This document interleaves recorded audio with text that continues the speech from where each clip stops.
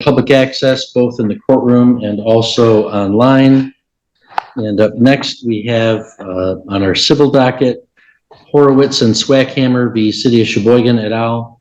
It's file 25-9139CZ. And counsel, you want to state your appearance, please, Mr. Voida? Good afternoon, Your Honor. Matt Voida for the city defendants. All right. And Mr. Horowitz, you're still representing yourself in this matter, is that correct? Yes, sir. Mark Horowitz. And Ms. Swackhammer, you're still representing your interests yourself in this matter, is that correct? Yes, sir. Okay. I have two motions up today. One, we still have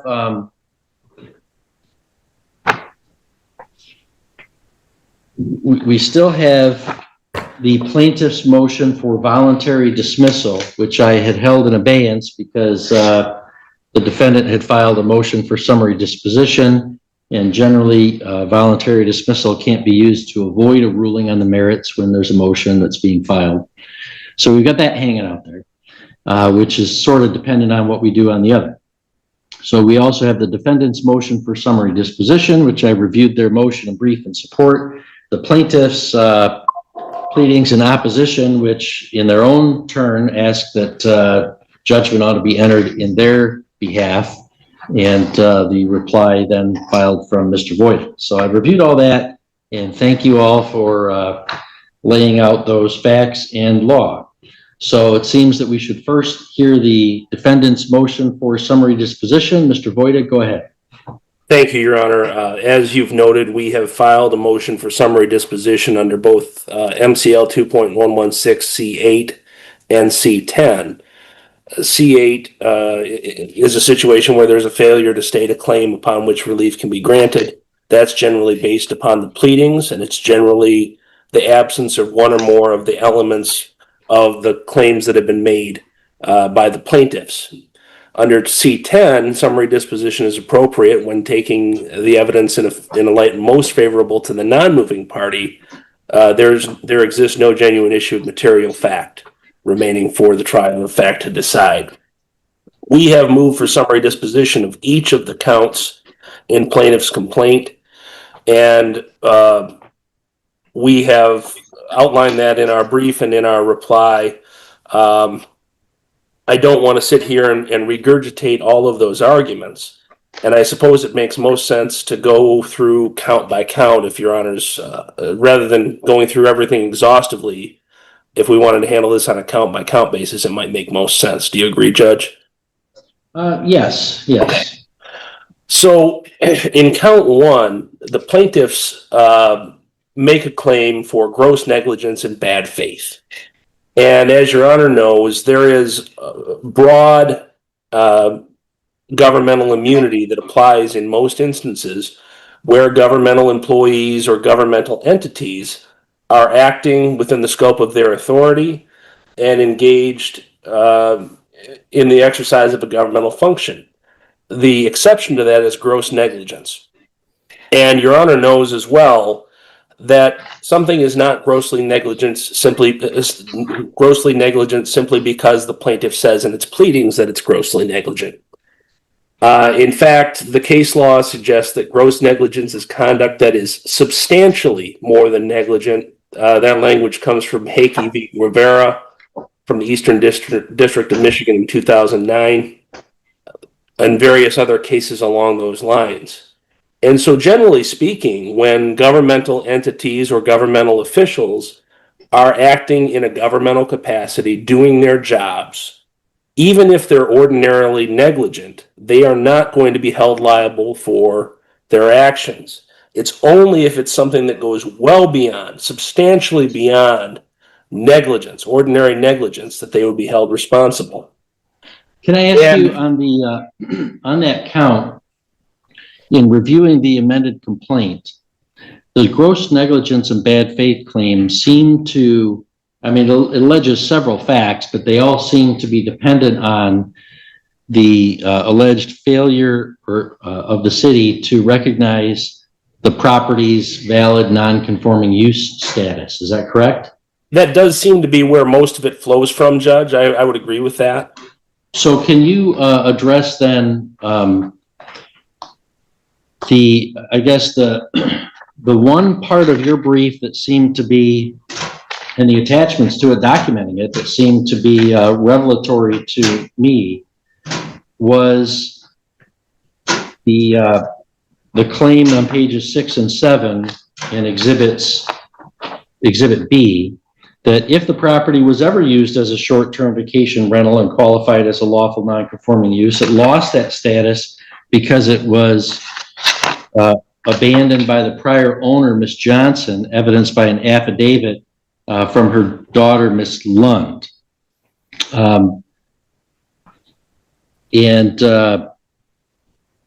So am I right that then that is sort of the principal argument you're making, that then any non-conforming use would have been abandoned by the prior owner, and therefore then of course the gross negligence claim would have to fail? That's correct, Judge. And obviously we have that affidavit. It's been submitted. The plaintiffs can't contradict that evidence because they were not familiar. They didn't own the property. They weren't there. They haven't submitted any counter affidavit saying otherwise. And so our position is, as I reviewed their pleadings, and I'll hear from plaintiffs on their position on that question, but reviewing their pleadings, it seemed that they weren't even really contesting that factual assertion. They're just saying, well, it doesn't matter because that wasn't included in your cease and desist letter. Was that the gist that you got of their position on that? that was my impression, yes. Okay. All right. Well, I think if that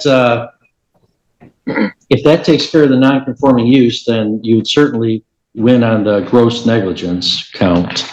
You want to move on to count 2? Yes, Your Honor. So in count 2, there's a discussion of due process. The claim is for a due process, and we consider that to be a procedural due process claim. And as you know from Mettler-Walloon v. Melrose Township and other cases that follow it, procedural due process requires notice of the nature of the proceedings and opportunity to be heard by an impartial decision maker at a meaningful time and in a meaningful manner. Notice and opportunity to be heard. They're part and parcel of a procedural due process claim. And a lot of the focus from the plaintiffs seems to be as to the cease and desist letter. As a separate matter, I mean, there are a number of other things they claim there, but a lot of the focus seems to be as to that letter. And that letter, there has been no enforcement action. There has been no penalty levied. There has been nothing on the record to suggest any action has been taken against the plaintiffs apart from notifying them that they were in a district that doesn't allow short-term rentals, and they are operating a short-term rental in violation of the regulations of that district. To the extent that there are claims regarding the procedural adequacy of the ZBA hearing or the planning commission meeting, certainly they were given notice, certainly they appeared, certainly they were given an opportunity to be heard over an extended period of time. I guess what we're asking the court to say is that at this point, there is no genuine issue of material fact that there has been any sort of procedural due process violation as of right now. That's not to say that if they were to come forward and make an additional request of the city, there wouldn't be an issue in the future. Although I would certainly be advising the city to afford them all process that they're owed. But as of right now, I see nothing that amounts to a procedural due process violation. I see no genuine issue of material fact in this regard. Okay, and as to count 3, equal protection? Yeah, plaintiffs are operating under a class of 1 theory. That is, they're saying not that they were a member of a protected class and they were treated differently because of their status within the class. They're rather saying that the city treated them differently than other similarly situated individuals without a rational basis for doing so. First off, they point to these at least 18 other short-term rentals, and they've listed these other rentals within one of the exhibits that they attach to their complaint. But they don't say how those properties, and they haven't said how those properties are similarly situated, apart from the fact that they're located in the same district. Now, the important thing here, I think, is looking at Mr. Sobalski's affidavit, which explains the procedure that the city uses for responding to complaints, and bearing in mind the fact that the city does not have unlimited resources. They do not have the ability to go out and search out every single property to confirm that there are not short-term rentals. Rather, what they do is they respond to complaints as they're received. At the time the complaint was received regarding the plaintiff's property, they received complaints regarding 2 other properties. They investigated those other properties per the affidavit and determined one of them had ceased using the property as a short-term rental. Well, there's a rational basis for a different treatment. And the other was selling their property and therefore wouldn't be using it in that capacity. Yet another rational basis for the distinctly different treatment. And so, to the extent that there are comparator properties that have been identified, certainly there are rational bases for different treatment, even taking every allegation in a light most favorable to the plaintiffs.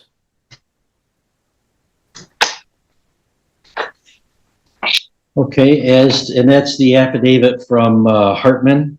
From Sobalski, Okay, which I think is Exhibit A. okay. As to count 4, Judge, promissory estoppel, you know the elements of that. First, there must be a promise of some sort. Second, that the promisor reasonably should have expected to induce action of a definite and substantial character by the promisee. Third, that it produced reliance in fact. And fourth, it occurred under circumstances requiring enforcement of that promise. Well, our position is that the plaintiff's claims fail at the first element, the idea that there's a promise. Per the complaint, the allegation is that through non-enforcement of the ordinance over the course of 15 years, the city effectively promised the plaintiffs that it wouldn't enforce the ordinance as to them. And so therefore, they should be stopped from enforcing the ordinance as to the plaintiffs in the future. Judge, I'm at a loss there. I mean, that's a situation where, first off, there was no promise. They're not even alleging that a specific promise was made to the plaintiffs. That's the first problem. The second problem is the city has indicated through its affidavit that what they do is they respond to the complaints. And so if they don't have a complaint, they don't have something to investigate. And so even if there was non-enforcement for a period of time, it's because they didn't receive any complaints. And finally, from a policy standpoint, to take the position that, well, the government didn't enforce this ordinance for a long time, it can never enforce this ordinance, because that's effectively what the plaintiffs are asking to have happen here. That's not good policy. And so not only is there a factual legal problem with this, but from a policy standpoint, what they're requesting makes no sense. Okay, thank you. And then as to the defamation counts? Yes, Your Honor. Elements of defamation: false and defamatory statement concerning the plaintiff, unprivileged communications to a third party, fault amounting to at least negligence by the publisher, and then either, depending on per se or otherwise, actionability of the statement irrespective of special harm or existence of special harm caused by publication. So as we look at the statements that are alleged here, one of them is that, well, let me just pull up the complaint and go through them one at a time here. So they claim that Mr. Sobalski made a couple of statements, and we've reprinted those in our brief. One of them has to do with claims of snippiness. In other words, we're having some people getting snippy. Well, first off, it's not even directed toward the plaintiffs. And secondly, that's clearly opinion type statement. The other one, and I'm looking for the exact language in my brief here.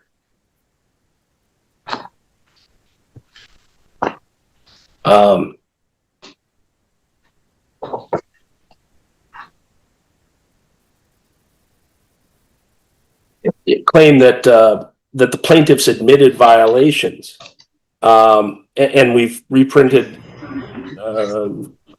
quite a lengthy exchange there. It's made in an official proceeding. It's made in the context of a city council meeting, and it's based upon the understandings that he had of a police report. When we look at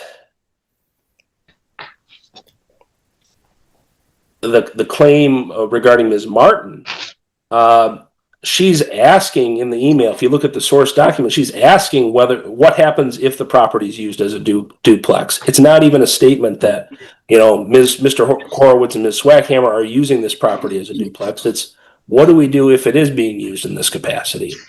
And so my position is these statements are not actionable as under defamation law. I don't think there's any genuine issue of material fact because they've identified the statements at issue, and they're either opinion, they're protected, or they're not something that would even be subject to defamation law because they're not directed toward them, or they're not. There's just nothing there, Judge. All right, thank you. Anything else I need to know to understand your position? No, Your Honor. I think we've spelled it all out in the brief and the response. All right, thank you. Mr. Horowitz, what's your response? Thank you, Your Honor. And Mr. Voigt is right. This case, and Your Honor is right, this case turns on the fundamental legal error that the city's approach, and it's specifically the inversion of the burden of governing lawful prior non-conforming uses. Under Michigan law, a prior non-conforming use is a vested property right that exists by operation of law. It does not require a certificate, a permit, or any other new approval. As the Michigan Supreme Court held in Dusdell, once a use is established, it is a vested right, and under Heath, that right continues unless the municipality proves it has been lawfully extinguished. They're attempting now to provide an affidavit by a third party to extinguish a vested property right through litigation. Yet they made a determination of a violation, and Mr. Voigt just said that whether they took any other further action, they made a determination that we were in violation, which necessitated that they answer the threshold issue if the ordinance even applied to us. And in non-conforming law, it would not apply to us if there's a non-conforming use. Well, but that sort of raises the threshold question there. Is it a non-conforming use? And this affidavit from Sue Lund seems to establish that there was no valid non-conforming use. It was extinguished, if it ever existed, by the prior owner. Well, so what's your response to that information? First of all, she's not the prior owner. She's a third party, which would be subject to for us to cross-examine her in testifying. She does not say that the use was determined to never exist. In fact, we submitted evidence that shows that the use was not extinguished. The locks still existed on the closet doors to allow for rental usage. They did not take any affirmative action to extinguish the use. The simple non-use of the property for 3 years as a rental property does not extinguish a non-conforming use. And all she is saying is that it wasn't used. She says that it was used as a one-family dwelling with no intention of ever operating it as a short-term vacation rental. And specifically that there was an intention to abandon any such use if it had been so used in the past. Wouldn't that be sufficient to establish an abandonment? If if she were the owner, which she was not, and she was testifying for her own intent, which she is not, she is providing a third-party evidence for ascribing an intent to another person. That is not the owner's intent. Okay, okay, go ahead. Okay. The defendants admit in their interrogatory responses that non-conforming use's status was not addressed before the city declared the plaintiffs in violation. Instead, the city relied on a different test. The property is in an R1, it was not licensed, and therefore is in violation. And that's in Mr. Zabalski's affidavit, and Mr. Voida also put that exhibit in. Our exhibit is ZZZ 118.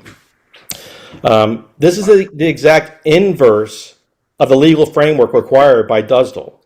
The city's own records, which already contained evidence of the use dating back to at least 2008, and the very complaint that triggered the enforcement action, or this action here, asked whether the property was grandfathered. So the city was on notice that the protected use existed.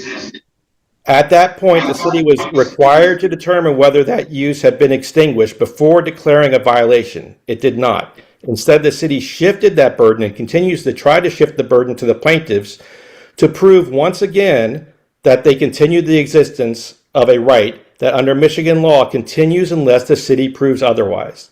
And we're not saying that the city has to prove it in litigation or in court, but it still has to prove it to extinguish it. Instead, the city shifts the burden to the plaintiffs and continues to do so. The city compounds that error by relying on the absence of a license. In their interrogatories, they say that we didn't have a license, even though it admits no licenses were ever issued because the ordinance fee structure was never implemented. So the city is effectively saying you are illegal because you do not have a license that you can never have. And we never made it available.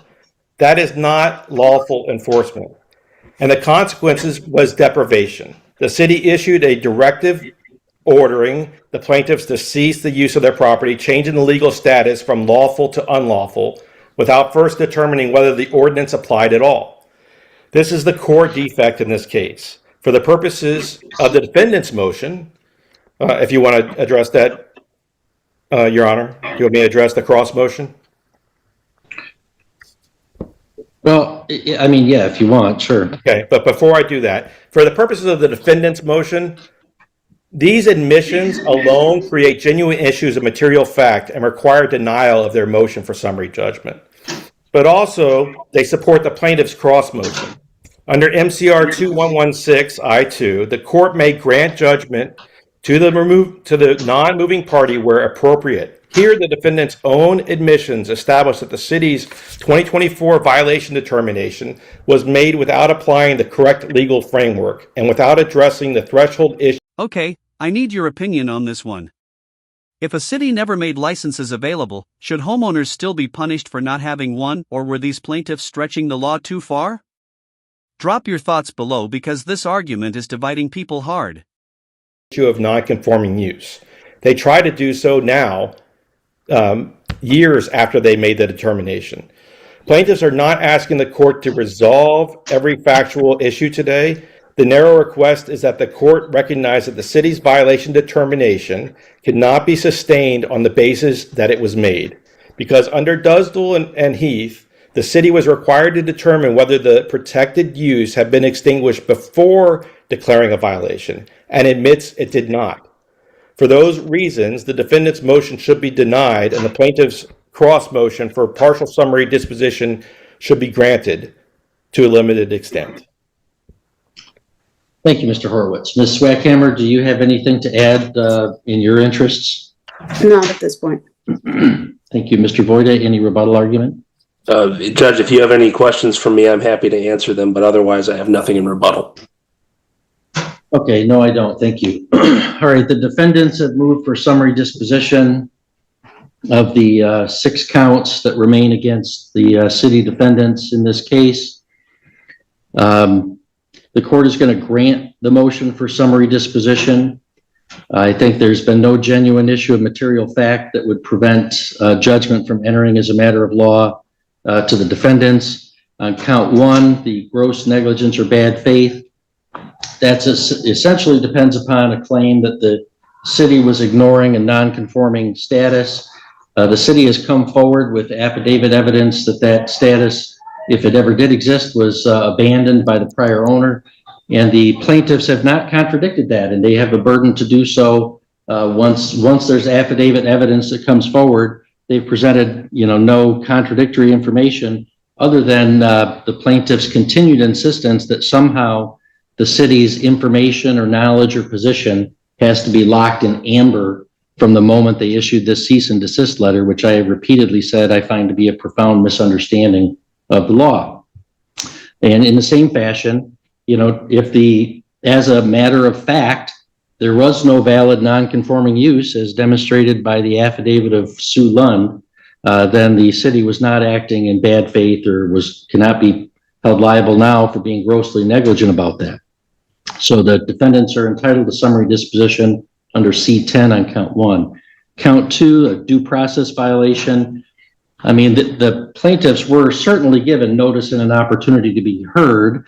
Their claim seems to be that, well, there wasn't sufficient due process before we get this letter, before the city makes this determination.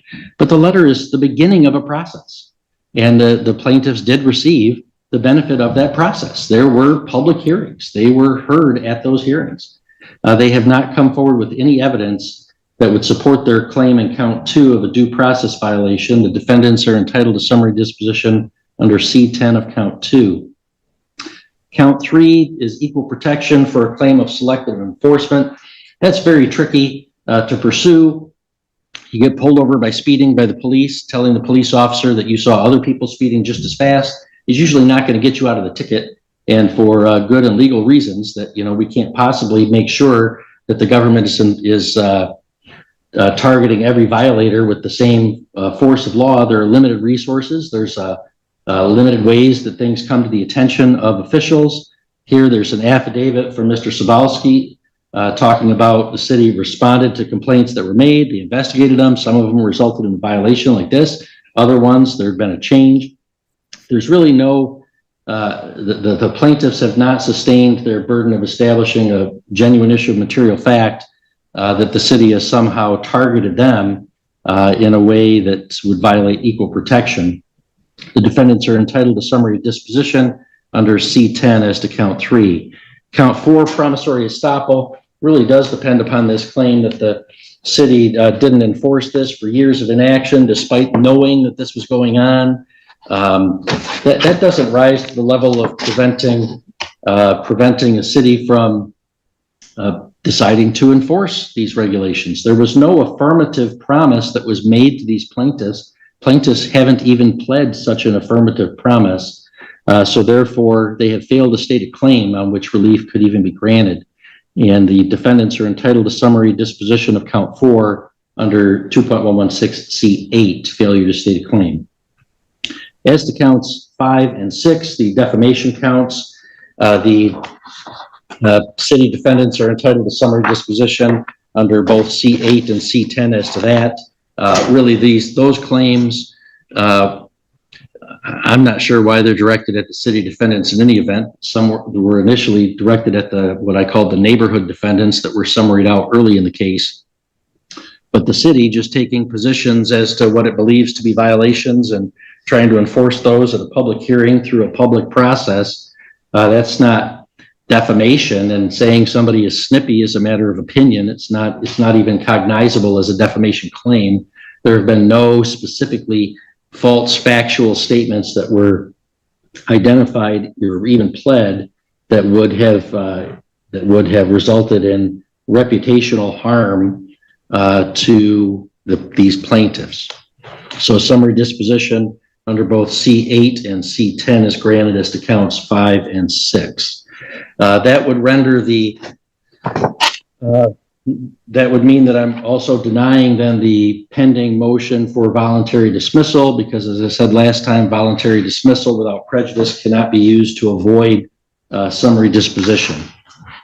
So, Mr. Voigt, I'm granting the defendant's motion for summary disposition for the reasons stated on the record, denying the plaintiff's motion for voluntary dismissal for the reasons stated on the record, and you can submit an order to that effect. I believe there was only one other defendant that was never served, this John Doe Sheboygan watchdog. I'll find that that matter is dismissed as to that defendant who was never served. So, Mr. Voigt, if you can submit an order that would constitute a final order closing this case, and you can do so either by stipulation as to form or under the 7-day notice of presentment. I will do that, Your Honor. Thank you. All right, anything further from the defense today? No, Your Honor. Thanks. Anything further from the plaintiffs, Mr. Horowitz? Oh, thank you, Your Honor. Have a great day. Ms. Swackhammer? No, thank you. Okay, you all have a good day. Take care. And just like that, the case was over. Months of arguments, accusations, and legal theory shut down one count at a time by a judge who clearly wasn't buying what the plaintiffs were selling.